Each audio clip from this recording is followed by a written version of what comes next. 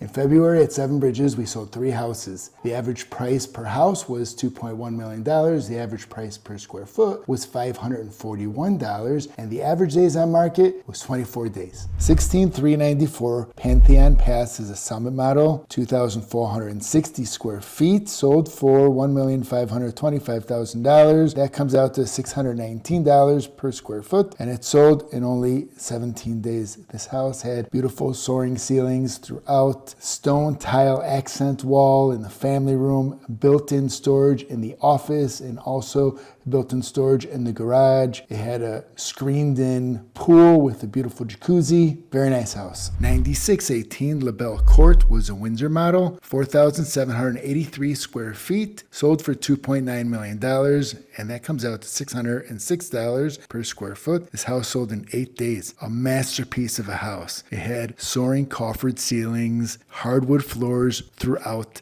top-tier kitchen with Wolf and Sub-Zero appliances. The kitchen is next to a gorgeous family room with a grand fireplace overlooking pool with beautiful lake views. Every room throughout this house was tastefully decorated, including impressive woodwork in the TV room and the office space. This home is definitely a showstopper. 16323 Pantheon Pass was an Annabelle model, 4,783 square feet, sold for $1.9 million. That comes out to $397 per square foot, and it sold in only 49 days. This house was a great deal. It was moderately upgraded. It had closet organizers throughout, really nice yard with a full summer kitchen, even with a pizza oven. It had a pool and a jacuzzi overlooking the lake. This house even had a nice bonus room right next to the garage that was used as a gym, and it also had a really big generator. This was a lot of house for $1.9 million, and it was a great deal. That's all for February for Seven Bridges. Thank you very much for watching. I do these weekly market reports for Lotus, Boca Bridges, Seven Bridges, and The Bridges. If you find value in